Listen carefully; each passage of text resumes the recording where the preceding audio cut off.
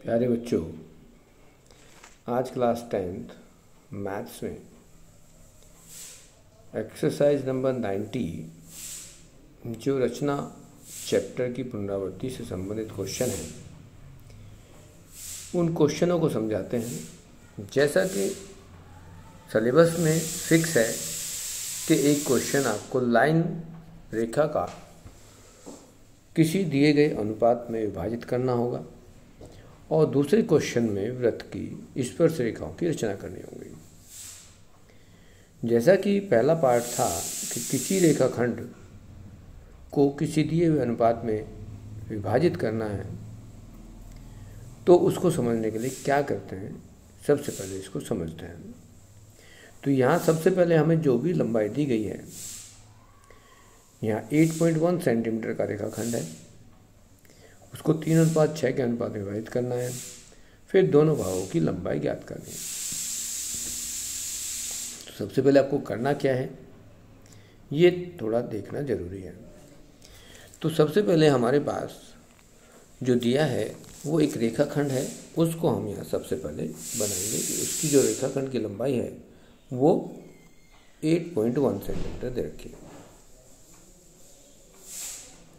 मान लेते हैं ये रेखाखंड 8.1 सेंटीमीटर है और ये लंबाई इतनी है। इसको हम 8.1 सेंटीमीटर लिख सकते हैं। वैसे जो अनुपात दिया गया है हमें वो 3:2 दिया गया है। तो इसमें हम दो तरह से इसको विभाजित कर सकते हैं, बांट सकते हैं। एक, यहाँ हम कोई भी एक नेन कोण बनाते हुए रेखाखंड खींच देते हैं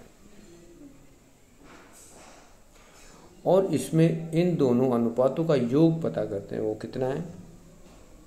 उसमें अनुपात 3 + 6 9 है।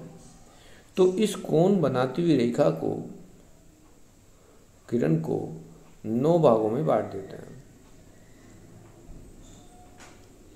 1 2 3 4 5 6 7 8 9। और यहाँ हम लिख देते हैं कि यदि इसको कहें A, इसको कहें B, तो यहाँ ये A1 होगा, ये A2 होगा, ये A3 होगा, ये A4 होगा, ये A5 होगा, ये A6 होगा, A7 होगा, ये A8 होगा और एक ये 9 होगा। और A9 को फिर तुम यहाँ से इनको मिला देंगे। अब A9 से B को मिलाने वाला जो रेखाखंड है उसके समांतर एक और रेखा खींचनी है, रेखाखंड खींचना है जो वो A3 से खींचना चाहिए। A3 से क्यों खींचना चाहिए? क्योंकि अनुपात 3 और 6 है, तो यहाँ से 0 से 3 तक का ये अनुपात ले लेंगे और यहाँ से 3 से 9 तक का दूसरा भाग हो जाएगा 6 अनुपात। तो 3:6 में बांटना है, तो A3 से हमें एक रेखा खींचनी है जो यहाँ से A9 और B के समांतर होगी। समांतर रेखा खींचने के लिए हमें A9 को केंद्र मान के एक चाप लगाना होगा। उसी चाप को लेकर के फिर A3 को केंद्र मान के एक चाप लगाना होगा। यहाँ इस बिंदु को जहाँ पर ये चाप काटता है A9 को, उसको केंद्र मान के इसको नापते हैं कि ये कितना चाप है हमारे पास। उसी चाप को नापने के बाद यहाँ हमें A9 पर जो लाइन पे ये आर्क कट होता है, इसको केंद्र मान के यहाँ कट करना है।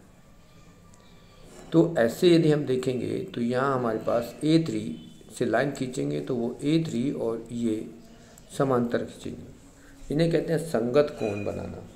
यदि हम संगत कोण बना देंगे, इंग्लिश में कहते हैं कॉरस्पॉन्डिंग एंगल्स।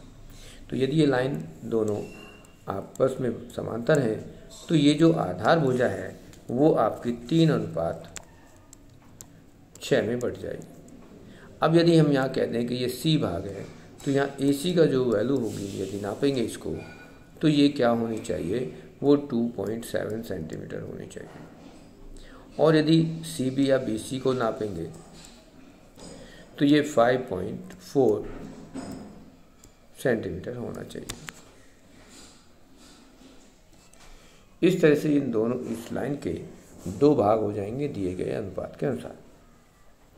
इसमें एक दूसरा भी प्रोसेस है कि हम एक रेखा खींच लें। रेखा की लंबाई जो भी दी गई है उसको खींच लेते हैं और ये 8.1 सेंटीमीटर की है। इसमें कौन बनाएंगे ए बिंदु पर और बी बिंदु पर। ए बिंदु पर बनाएंगे तो ऊपर बनाते हैं, बी पर बनाएंगे तो नीचे बनाते हैं। यदि ए पर हम ऊपर बनाते हैं इस तरह से, बट ये ध्यान रखना पड़ेगा कि ये कोण हमारा कितना होगा। यहाँ हम कोण बराबर बनाएंगे, ए पर बनाएंगे वो बी पर बने हुए कोण के बराबर होगा, तो उसमें हम कहते हैं एकांतर कोण बनाना है। तो ए को केंद्र मान के एक चाप लगा देते हैं और उस चाप को काट देते हैं। यदि पहला चाप काटते हैं तो 60 डिग्री का कोण बनेगा और यहाँ से इसको मिलाते हुए आगे हम लाइन खींच देते हैं। ऐसे ही बी को केंद्र मान के नीचे चाप लगाते हैं और उसी चाप से यहाँ कट कर देते हैं, तो एक नीचे लाइन खींचेंगे तो वो आपके पास 60-60 डिग्री के दोनों तरफ कोण बन जाएंगे। अब इसमें देखना है 3:6। तो इस ऊपर वाले कोण की जो लाइन है, जो कोण को लाइन बना रही है, उसको 3 भागों में बांट दो और नीचे वाली जो लाइन है उसको 6 भागों में बांटो। तो यहाँ 1, 2, 3, 4, 5, 6। यदि यहाँ पर आप इस तीसरे भाग को इस छठे भाग से मिला देंगे तो ये आपके पास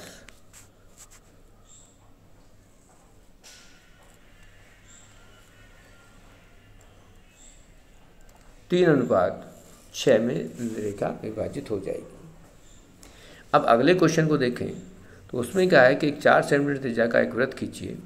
केंद्र से 6 सेंटीमीटर दूरी पर स्थित एक बिंदु से वृत्त पर स्पर्श रेखाओं का युग्म बनाइए और उनकी लंबाई भी ज्ञात करो। तो सबसे पहले हमें क्या करना है, एक 4 सेंटीमीटर त्रिज्या देनी है और एक वृत्त बना देना है।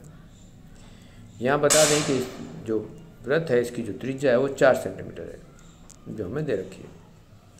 आर का मान जो है वो 4 सेंटीमीटर है। यदि हम इसके केंद्र को ओ मार्क कर दें तो केंद्र से एक 6 सेंटीमीटर दूरी, यहाँ बिंदु ले लेते हैं पी। यहाँ पर जो ओपी की वैल्यू है वो 6 सेंटीमीटर है। यदि 4 सेंटीमीटर त्रिज्या है, 2 सेंटीमीटर और अधिक यहाँ पी आ गया, तो पी से स्पर्शिका खींचने के लिए हमें ओ को और पी को लंब समद्विभाजित करना है, परपेंडिकुलर बाइसेक्ट करना है। तो ओ को केंद्र मान के चाप लगा देंगे, फिर पी को केंद्र मान के चाप लगा देंगे और ऐसे यदि हम मिला दें तो ये जो मिड पॉइंट आएगा ओ पी का, उसको केंद्र मान के एक ऐसा सर्कल ड्रॉ करेंगे जो ओ पी से पास करे। अब पी से जो हमारा पुराना पहला सर्कल था, वृत्त था, उसके इस कॉन्टैक्ट पॉइंट को और नीचे वाले पॉइंट को पी से मिला देंगे। तो इस तरह से हमारे पास ये 2 स्पर्श रेखाएं हो जाएंगी जिसमें हम नाम दे सकते हो ए और यहाँ बी। तो ए और बी की जो लंबाई होगी वो क्या होगी ये हमें देखना है। हमें ये मालूम होता है कि यहाँ जो है ये वृत्त की त्रिज्या है, तो यहाँ भी वृत्त की त्रिज्या है ये।